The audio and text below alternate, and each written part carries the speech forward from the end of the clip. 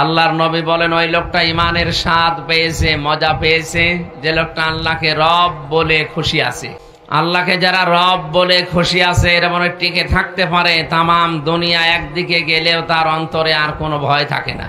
এমনকি জেলখানা, ফাঁসের রশি পর্যন্ত তার কাছে চা নাস্তার মতো। আমরা অনেকের মুখে এরকম কথা এ দেশে শুনি নাই, যারা আল্লাহকে রব বলার পরে সত্যিই টিকে আছে। যত জুলুম নির্যাতন হোক সবগুলো তাদের সকালবেলা চা আর পানির মতো। 2 নম্বরে যে মানুষগুলো পৃথিবীতে ইসলামকে জীবন ব্যবস্থা পেয়ে খুশি আছে। ইসলাম শুধু ধর্ম নাকি না, Islam is the complete code of life. এটা মানব জীবনের জন্য পূর্ণাঙ্গ জীবন ব্যবস্থা। আমরা শুধু ইসলামকে ধর্ম হিসাবে মানি না, পানি পোড়া জীবন চালাতে যা লাগে সব ইসলামে আছে। আল্লাহ পাক বলেন আলিয়াউমা আকমালতু লাকুম দীনাকুম ওয়া আতমামতু আলাইকুম নি'মাতি ওয়া রাদিতু লাকুমুল। সূরা মায়েদার 3 নম্বর আয়াতের মাঝের অংশে আছে আজকের এই দিনে আমি আমার জীবন ব্যবস্থা ইসলামকে পরিপূর্ণ করে দিলাম। যত নিয়ামত আছে সব নিয়ামত তোমাদের উপরে পূর্ণ করলাম এবং আমি নিজে ইসলামের উপরে আমি আল্লাহ নিজে খুশি হয়ে গেলাম। জোরে বলেন সুবহানাল্লাহ। এখানে যারা আছি সব আমরা একটা ধর্মের অনুসারী, আমরা মুসলিম। এজন্য তামাম দুনিয়ার অনেক কিছু না পেয়েও আমরা খুশি, কারণ আমাদের জীবন ব্যবস্থা ইসলাম, যার উপরে আল্লাহ নিজে রাজি হয়ে গেছেন। বলেন আলহামদুলিল্লাহ। সূরা আলে ইমরানের 85 নম্বর আয়াতে আল্লাহ বলেন কোন মানুষ যদি ইসলাম বাদ দিয়ে পৃথিবীর অন্য কোন নিয়ম নীতি দিয়ে আল্লাহকে রাজি করতে চায়, জীবনেও তার ইবাদত বন্দেগী কখনোই কবুল হচ্ছে না, হবেও না। এটা যেতে রেকর্ড হচ্ছে, লাইভ চলছে, তামাম পৃথিবীর মানুষ যারাই শুনছেন, এটা বিভিন্ন ভাষায় রূপান্তরিত হয়ে তামাম দুনিয়ার 750 কোটি মানুষের কাছে পৌঁছিয়ে যাচ্ছে। আমি মক্কা শরীফে, মদিনা শরীফে, দাম্মামে, তায়েফে, জেদ্দায় যত জায়গায় ঘোরাফেরা করলাম, দেখি আমার বক্তব্যগুলো বাংলাতে, আরবিতে অনেকে শুনছে।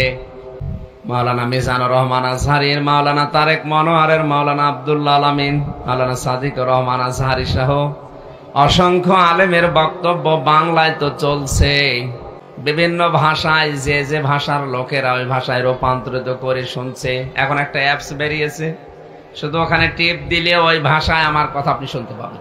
এটা একটা নিয়ামত। এটা কি আজকে আমি এই 2000 বা 5000 লোকের সামনে কথা বলছি না, এখন আমার সামনে 750 কোটি মানুষ। এই প্রজেক্টর, স্যাটেলাইটের মাধ্যমে যে ব্যবস্থা আল্লাহ আমাদের হাতের দোড়গোড়ায় এনে দিলেন, এটা নিয়ামত মনে করছি। এটা যেন খারাপ কাজে আমরা ব্যয় না করি, ভালো ভালো কাজে ব্যয় করি, ইসলাম প্রচারের কাজে। পৃথিবীতে ইসলাম ধ্বংস করার জন্য যে যেটা হাতে নিয়েছে, হে নবী আপনি ওইটা উল্টিয়ে ইসলামের পক্ষে কাজে লাগাবেন। সুতরাং আজ যে যেটা ইসলামের পক্ষে কাজে লাগাচ্ছেন, আমরা মুসলিম হিসাবে ওইটাই উল্টিয়ে ইসলামের পক্ষে কাজে লাগাবো ইনশাআল্লাহ।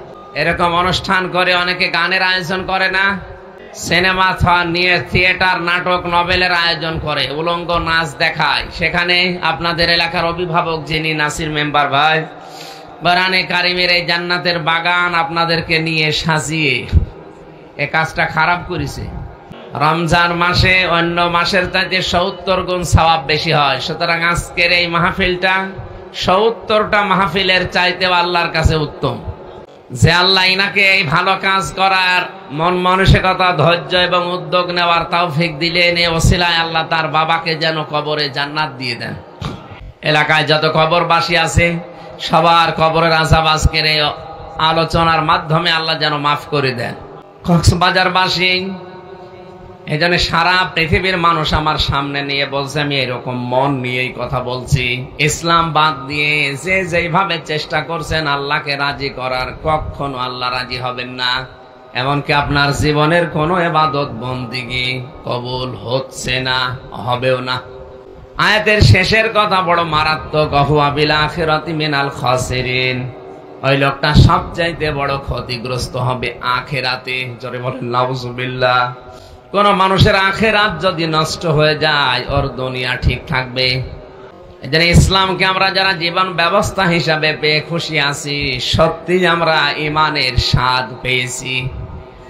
সারাটা জীবন মিষ্টি যদি আপনার সামনে রেখে বলা হয় কেমন স্বাদ, না খেলে টের পাবেন। বলেন বলেন।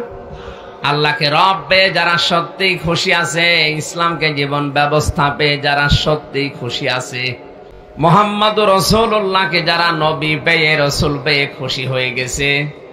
নবী মানে সংবাদ বাহক, তার মাধ্যমে যত সংবাদ আছে এগুলো মেনে নিয়ে বাস্তব জীবনে প্র্যাকটিক্যাল লাইফে সেট করার নাম খুশি হওয়া।